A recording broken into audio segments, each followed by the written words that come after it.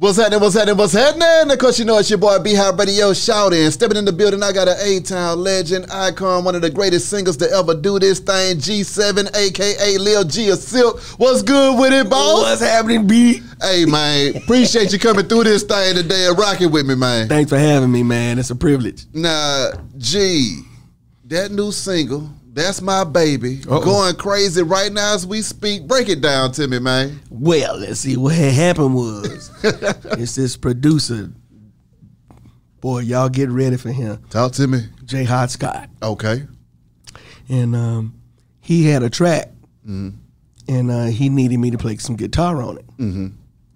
So I went down, took my guitar down there, I was playing it. The track came on me, and I was like, oh my God, that's hot. So I put down some 5 licks, you know what I'm saying? Yeah.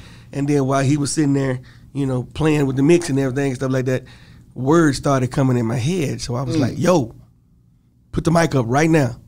So we put the mic up, and the words to the hook came in. You know, I was the pentameter. And then That's My Baby came to my mind. That's my baby. Come on. So we put the hook down, yeah, and everything. And man, I didn't even write it down. My God. The words just started coming. Talk to me about being a solo artist doing your thing, man. What is it like for you maneuvering out here in these streets solo? Well, man, you know, through the whole career, you know, I've been doing it. Actually, I started out like that. You know, I'm from Nashville, Tennessee. Correct. You know, and I was in a band that was a real popular club. People like Etta James, James Brown, B.B. King, and other people had been through this spot in Nashville. Yeah. And so I was a part of a band called the Sioux City Band. And so that's where that real groove really got started for me. That's right. You know, and so I was doing a lot of things in Nashville, Tennessee, you know, trying to get it off the ground. And actually right before I got with Silk, I was actually a part of a production situation. I had signed a production deal with a guy at Famous Music Publishing in Nashville. And then when we got word that Keith Sweat was holding auditions for a lead singer for a group, and I was like, try this. So I went down. There's about 9 of us, you know. But I ended up getting it, and so the rest is history, you know, as far as that's concerned. But during that whole time, you know, it was always known that I had aspirations to continue to do my solo stuff, you know, even while I was in the group and everything. As a singer, songwriter, and producer at the same time, this No Parole album, what was it like crafting this body of work, and what makes this different from everything else, or were you able to keep the party going in the same lane? Had to be different. Okay. You know, there's some similarities. You know, of course, you know, you have to keep that, you know, for your base, you know, everything, stuff like that. But yeah, but this whole project, G7 No Parole, let me explain it to you. Come on with it. G is the 7th letter of the alphabet. Oh. I'm the 7th child. My God. 7 is the number of completion.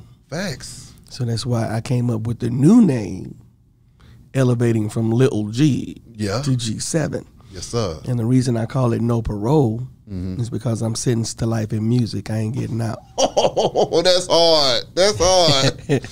What are the bangers on here, man, that you really felt like you were going crazy on this No Parole, though? Well, after we finished That's My Baby, the hair was standing up on my arm and stuff, man, and we were looking at each other, me and Hot. Yeah. He was like, man, ooh. And then I said, well, you know this is going to be my first single, right? You know, we had done some tracks before that, and then we hadn't even finished all the rest of the album. I said, well, you know this is my first single, hands down, right? He said, yeah, you're right, bro. So you got that one, you got Oh My Heart. Man, you got The Love We Share with Me and Sir Charles Jones. You know who that is. Yeah. The Southern Soul King. My God. And then you got songs like Blindfold. Yeah. Message. And then you got Inside Out. Yeah. You know, that says stripping you from inside out, discovering what you're about, how you like it, how you want it. Okay, G. Just be about it. Talk to me about being an R&B singer and R&B and one of the coldest ones to do it. How did you deal with the ladies losing their mind every time you started singing, man? Ooh, it's exciting. Message. No, it's really, exciting to know that you touch people like that. Mm-hmm. And that you really get into their their emotions and their feelings and things like that, man. It's a great feeling. I wouldn't live without it. When it comes to your creative process, man, what comes first? That melody, that track, them lyrics? I mean, how do you go about creating these hits, man? Well, since I play, I play all these instruments and everything, sometimes, I can just be sitting there and something will come to my mind, and then it'll click. I'll get a certain feeling when I feel like something is pretty strong, and then I just implement everything else from there. But sometimes I can be in my sleep, and sometimes a lyric will wake me up at like 5 o'clock in the morning. Something will come into my mind, a scenario or something, and then I start writing it down, man. So it comes in a lot of different facets, Sometimes I feel like I'm weird. Well, you are a musical machine now, because not many folks can sing and play and write. So when it comes to producing, singing, and stage performances, where does G feel the most at home? G feels most at home on that stage. Yeah, on that stage, whether it's in an acting capacity. Yeah. Or singing with the group, or being able to spread my wings and sing and play all my instruments and run all over the stage, Like, especially when I'm playing guitar, I have my wireless unit. So I can go all out in the crowd. Yeah. Go all the way to the back of the room. Yes, sir. Do my thing and come back, man. Live music is that's my niche. Come on. Live music, that's what drives me. As I said, from here on out, all my shows is going to be band shows only. That's hard. As an actor, man, what was it like hitting that stage? Because, I mean, you was doing your thing and still is to this day, raising Cain on that stage. So, I mean, talk to me about that love. Oh, man. I love acting, man, because it gives me the opportunity, to show my silly sides.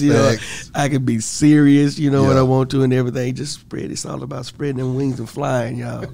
We all got to learn how to fly like a hawk. But anyway, yeah, man, it's great. It's a great opportunity, man. I mean, linking up with folks like Tyler Perry and them, stuff like that, man. I mean, what is it like when you dealing with GOATs in their own right in those fields, man? And talk to me about that atmosphere and that environment. Man, many kudos to Mr. Tyler Perry, man. Yes, sir. I applaud him for everything that he has done for us. What he's still doing. Yep. You know what I mean? And he just went on to another plateau, man. But that was such a great experience being in My Dearest Family Reunion.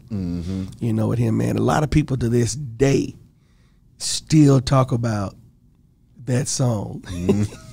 It Ain't Over. Yeah. And some people said, man, you need to record that. So I said, Mr. Perry, if you're listening, I said I wanted to talk to him, to see if it would be okay, for me to record that, and eventually put it out. And maybe he might. Ain't nothing wrong with that. Maybe he might come on in. Tyler Perry Records off of this thing. Message. Exactly. So, G, I need you to take me back to day one, though. When it came to you and music, when was it that you realized that you had a love for this thing? And did you realize at that moment that this would be a situation that you'll be having to serve life with no parole? 5 years old, Saturday mornings with my mama playing all these records, and I'm sitting in there singing to him. Stevie Wonder, Donny Hathaway, B.B. King, Michael Jackson, the Jackson 5, the Isley Brothers. Yes, sir. So on and so on and so on, you know what I mean? So it was just embedded in me, and then when she's waking me up out of my sleep when she have her parties on the weekend to dance and sing for the people in the party, and then they put me on back to bed. Yeah. So I can get up and go to church on Sunday morning. And then at the age of 7, taking me to church, and then joining the choir and everything, and then singing with Bobby Jones at the age of 8. Mm. You know, for a few years and everything and stuff like that. So I started out in the gospel, and it's more than likely where I'm going to end up later on down the line. I feel that. But what about them instruments, man? When did you start picking up them tools? Man, I started picking up them tools around the age of 8, 9, and stuff like that. I remember I had this little organ, and it had the little buttons right there, and it had a little book with it. Yeah. And so I used to play stuff like, let there be peace on earth, and let it begin with me. All that kind of stuff, you know what I'm saying? And so then I was given an acoustic guitar. My sister's boyfriend at the time. Yeah. And so I started picking out notes. You know, I'm left-handed. So I was playing like this, like Jimi Hendrix. Yeah. And so I was picking out notes and everything. And so like a couple of years later, when my sister married my brother-in-law, so they were noticing everything and stuff. So they took me to get guitar lessons. They surprised me with guitar lessons at the age of 9. So I went in. He was a right-handed instructor. They didn't think about all that. So he flipped me over. Yeah. So now I play like that. So I'm kind of ambidextrous now. Yeah. But anyway, so after a year of lessons, he said I needed a higher level instructor. So I just took what I learned from him, and I took my God-given ear, you know, and I just went to work. So now you hit college and you in the band with it, though. Talk to me about that time, man, because you know that black band experience is like none other. Tennessee State University, Come on, baby. Tennessee State University, the jazz ensemble. Yeah. I had the opportunity to play behind Dizzy Gillespie. My God. Oh my God, I was on piano, man. With the jazz band, it was something nice, boy. That's one of my most special moments, man. It's coming up as a teenager, you know, in college. You know what I'm saying, man? That was great. Dizzy Gillespie, though, man. I mean, that's black history right there. Black history. What was it like being in his presence? Man, I was trembling. Yeah. I was like, that is him. And to actually see his jaws come out like that when he's blowing that trumpet, man, and he's standing like 5 feet from you. Yeah. And you standing on the keys, and he's liking what you're doing on the keys, you know, and the way the band is backing him up, man. That's special. My God. So now, G, you got to transition to the A-Town, man. You touched down in the A. What was that like for you coming out of Tennessee with it? Hey, man. Smooth as Tennessee whiskey. That Tennessee Jack. I'm with you. Nah, got that man. in the back right now. Yeah. Oops. All right, now. Message. No, but it was cool, though. It was real cool, man, because I was excited, man, because when I was chosen, you know, on my birthday, 1992, January 26th. My God. Yep, I moved to Atlanta, and the rest is history. We went out to California, started recording the album and everything, and then we finished it up in Atlanta and stuff like that. And that Happy Days hit, but then Freak Me took me to a whole nother plateau, bro. So that was it.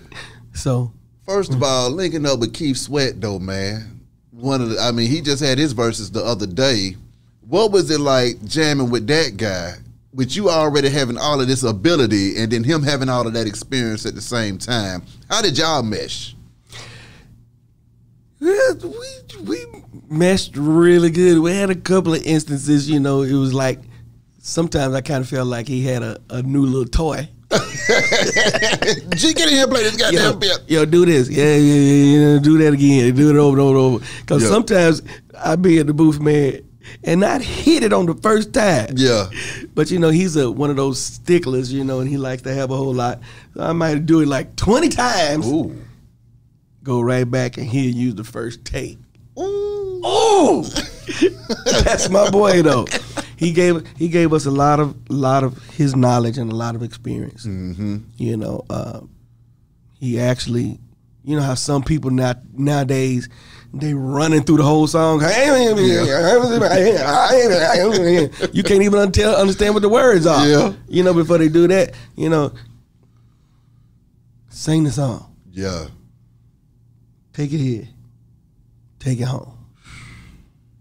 When Freak Me went crazy, man, what was going through your mind then when y'all turned out all of the women in America? All of us were talking about my mama gonna whoop my behind. We all church boys. Yeah. Yeah, y'all, baby, trust me, man. I'm telling you, I know what I'm talking about. I know what I'm saying, man. You know, he's gonna be all right, baby. You know, you just gotta go do this thing, baby. Keep Sweat. What up, Keith? And then, so it came out, man, and to our surprise, we didn't get the backlashing that we thought we were gonna get. They were happy for us. They were proud for us. Yeah. You know, especially me coming out of Nashville. You know, you didn't see a lot of that coming out. Yeah. Coming out of Nashville like that. My God. And, you know, it was a couple of the mothers at the church. Now, baby, you know you ain't supposed to be doing all that. I'm proud of you. But you getting your freak on down there in Atlanta. How did you deal with this newfound fame, though? Because, I mean, now you go from making the band to one of the biggest R&B groups in the country at that time, man. Well, I've been grounded and rooted. You know, so that's why I'm able to do my music like I'm doing it now. Yeah. You know, that's why G7 No Parole is what it's all about right now, because I was able to stay grounded and rooted. I remember when my mama told me, you know, and growing up in the church and everything, you know, this is here today. You can be gone tomorrow. So you got to stay humble and just stay in the trenches. How did you keep your mind and your head in the game throughout your career, too? Because when you know that you sentenced to life with it, sometimes folks be wanting to get out of there. Did you ever have that issue with yourself where you like, you know what, baby, I need to just say F it and go home and cool out somewhere?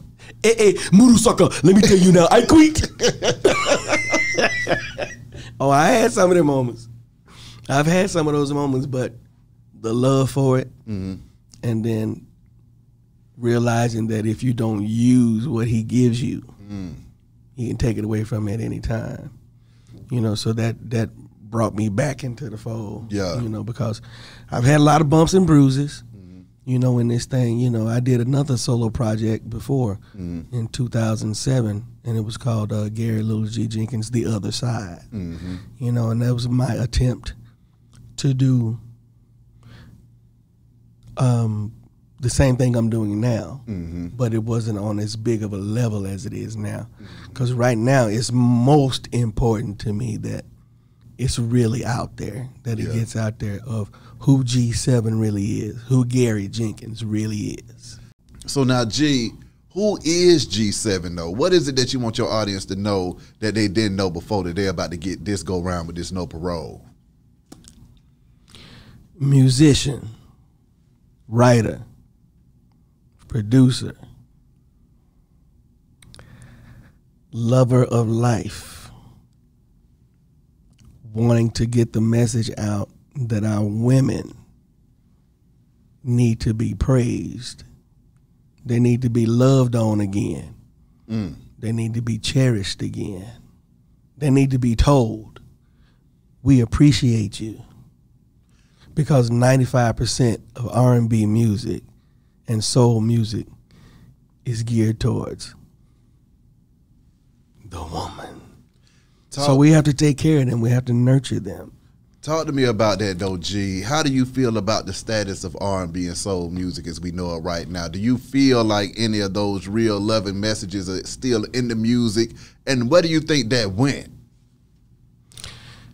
I think it went to a place of just not knowing, because our younger generations were not afforded the opportunities and the knowledge that we had from our ancestors and from our older people, you know, coming up, you know, because the world is in such shambles right now. You know, it's kind of hard for them to see what it really needs to be and to get an understanding of it. That's why R&B music, I feel like, is coming back strong. You know, because even when the hip-hop industry kind of took it over and kind of doused down, you know, the R&B conglomerate, you know, even at that, they were still using R&B music, samples. Facts. You know what I'm saying? So it was still an opportunity for it to be there. But if you can't get into the minds of these young people to let them know, you know, that chivalry is not dead. That's right. You know, that, and to implement the status of foreplay instead of one play. Come on now. See, we come from a foreplay. Yeah, we don't just get in and it's over. No, we don't do that. We don't do that. So, but they're catching on. Yeah. You know, because I just had an opportunity to go in front of a younger crowd, and it was a younger DJ. Yeah. Man, he hit "That's My Baby." Come on. He hit "Meet in My Bedroom." He hit "Freak Me," and then he even hit another song that I did called "Like We Used to." That's on this album too. Yeah. And what that song says, it's like we're going through the motions, making love with no emotion. It's like we're roommates in the same crib, but this ain't where your heart lives. It's nothing like it used to be. Your friends don't even know me. Ooh. How we're strangers in our own house. Come on now. Please tell me what it's all about. Is there someone else that you've been giving all your love to? Ooh. I just want to need to know so we can let these feelings go. We don't talk like we used to. We don't kiss like we used to. We don't love like we used to. We don't trust like we used to. We don't play like we used to. We don't lay like we used to. We don't date like we used to. And the main one, we don't even pray like we used to. Okay, G. No, buddy. What you not gonna do is be in here spitting bars like that. My God. Nigga, you done single-handedly brought R&B back. Give me some of that. That's what it's all about, man. It's a revolution. My God. I mean, when I think about that, when you hit me with those lyrics right there, that is the kind of music that gets people through. Okay? See, a lot of this stuff you're hearing, but it's not really feeding your soul and your spirit at the same time. So why was it important for you to put that kind of message into lyrics? It's needed. It's needed in these times. Do you think people will receive it in these times, or are they just so scatterbrained now that they just want one play all over the place? It's proven. It's working. It's working. We're getting to them. It's not only me. Yeah. You got Calvin Richardson out there. Yeah. You got Raheem Devon out there. Facts. You know, we're coming back. Uncle Charlie. Uncle Charlie. Come on, man. Come on. Hey. Stokely. Stokely is a fool too, but G, I gotta ask you this, man. Have you ever hit some of these hooks for some of these artists though, man? Because I just don't understand why I ain't heard you on more hip-hop hooks at the same time. It's coming. All right now, G. It's coming. All right now. Yep. Okay, so now let me get back into my questions. What was it like for you being in one of the biggest R&B groups of all time, and how did you deal with the fame and the fortune that came along with that and keep it from going to your head? And then I'm not saying from a humble standpoint, but I'm saying from you going out there and these crowds and women is going crazy. You're performing all over the country and traveling the world for the first time. How did that impact G7? Woo. It had a major impact. But, you know, I've always maintained to believe if you can't be yourself, you don't need to be it at all. So I'm a friendly person. I don't meet a stranger. You know, now you mess with me or mess over me, then that's when we gonna have a problem. That's right. But I give everybody opportunity, you know, because I had to have opportunity myself.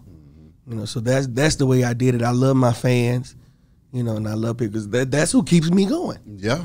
You know, that's who keeps all of us artists going. Message, you know, so we need to be thankful and grateful to them. We need to show them. We need to show them love just like they show it to us. Were there any OGs in the game that pulled you to the side and gave you some wisdom? Whew. Man, Uncle Gerald, rest in peace. Yes, sir. Ollie Woodson. Yes, sir. From the Temptations. My God. Man, see, these kind of people we used to, what kind of game were they laying on you, though, G? Man, they kept me grounded. They kept me grounded and rooted in the right way, man. You know, they was, telling me, G, you have a gift. You have a certain gift. And they said, man, you need to continue to hone in on that. Uncle Charlie, yeah, man, we were when we were recording our first album in Oakwood Apartments. Mm-hmm. Uncle Charlie was there, man. Me and Uncle Charlie, we used to get together, man. We used to sit down on the piano, man, and we trade licks and everything, and trade vocal licks, yeah, and all kind of stuff and everything, man.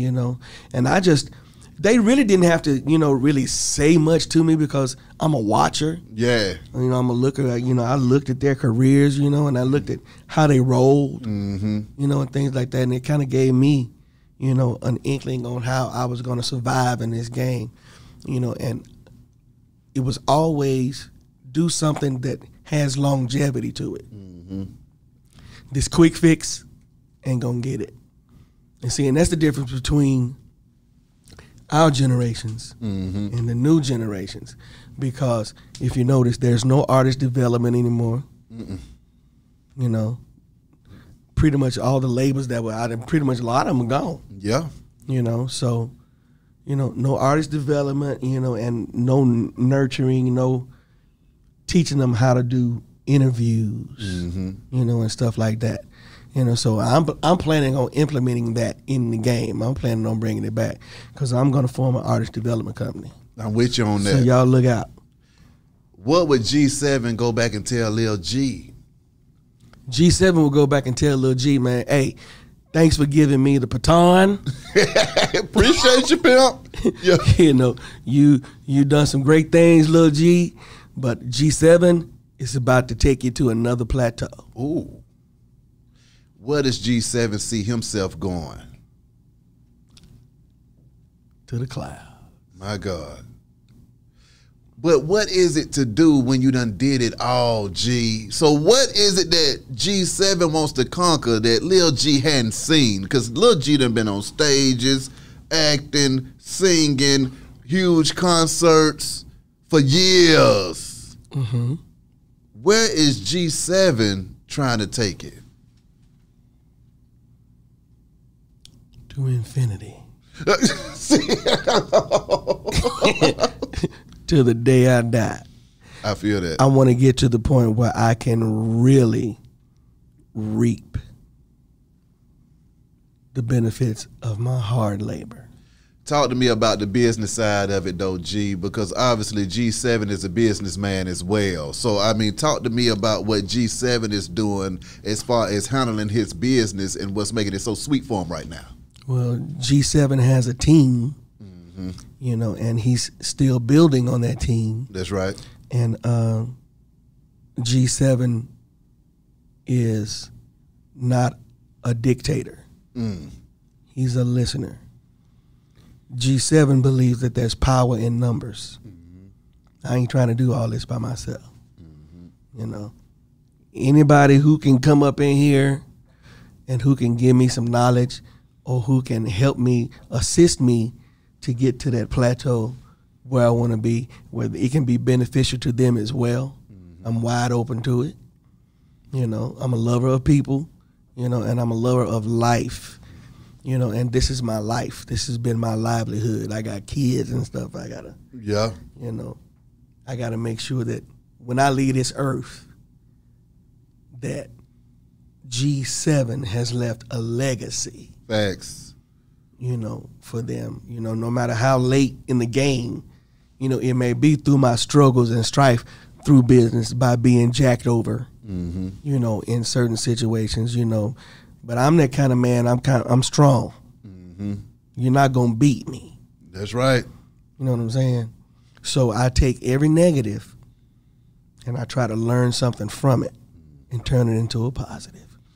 And that's what G7 is. Positive vibes only. Now, G, with you having this wealth of talent and all of that stuff, were there ever any times in this industry where you came across somebody else that you were like, damn, you just as talented as me? It's a lot of us out here. Talk to me. Man, I got to give special kudos to her. Yeah. She bad. She bad. Oh my God. Yeah. Yeah. I see us doing something together. Okay. You know, Prince he didn't know it, but he's my musical icon. Yeah. He's my idol. My God.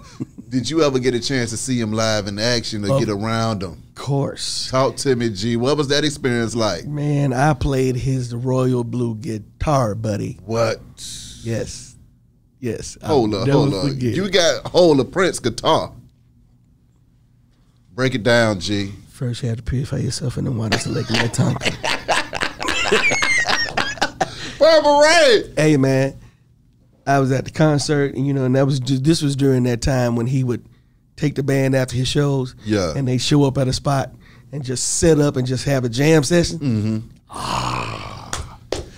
Boy, let me tell you, my God, they were up there, they were kicking it. I was standing down there, and one of the DJs from the radio station here in Atlanta, he saw me. He was like, "Yo, come on up." I was like, "For real?" I went on up there, man. Prince had gone to the keyboard to the Fender Rhodes. Yeah. So he was over there popping. And so I was up there and we was singing Superstitious by Stevie Wonder. And so he kept catching me looking at the guitar. And so he was like, "You play?" He was saying, "You play?" Yeah. I'm like, "Yeah." He said, "Pick it up." I said, "Huh?" Pick it up. I started shaking like you would have thought I had Parkinson's or something. I was shaking like a leaf on a tree, man. Yeah. So I went on and picked it up, man. I put that thing. Oh man, it was surreal, dog. Yeah. So I started playing. I started jamming with him and everything. He was like, "Yo, yeah, man." So after that was over with, we went upstairs to the VIP. Yeah. And we had a nice long conversation, man. Me and Prince had a conversation, dog. What kind of game was you able to pull from Prince, though? Because, Prince got a whole different bag of tricks than everybody else had. Prince he'll put slave on his head and say, "I ain't going for it." You see what I'm saying? He ain't going for it. Right. Man, it wasn't like, he ain't going to give you everything. He ain't going to give you nothing, but he know how to talk with you and everything. But, he was telling me, man, he said, "Man, you're dope, man. Yeah. You say, yeah, I know your music and stuff, listen to everything." So we just had, nice positive conversation about the industry. Mm-hmm. When you look at your career, what was your favorite time, though, G? What was the time that G just felt like he was having a time in his life, and if it just can't get no better than that? It's a few occasions. Mm-hmm. Like one time I met Stevie Wonder at his radio station. Ooh. And I went up to him and I said, "How you doing, Mr. Stevie Wonder? I'm Gary Lil G Jenkins, the lead singer from the group Silk. And I just want to let you know you are my biggest fan."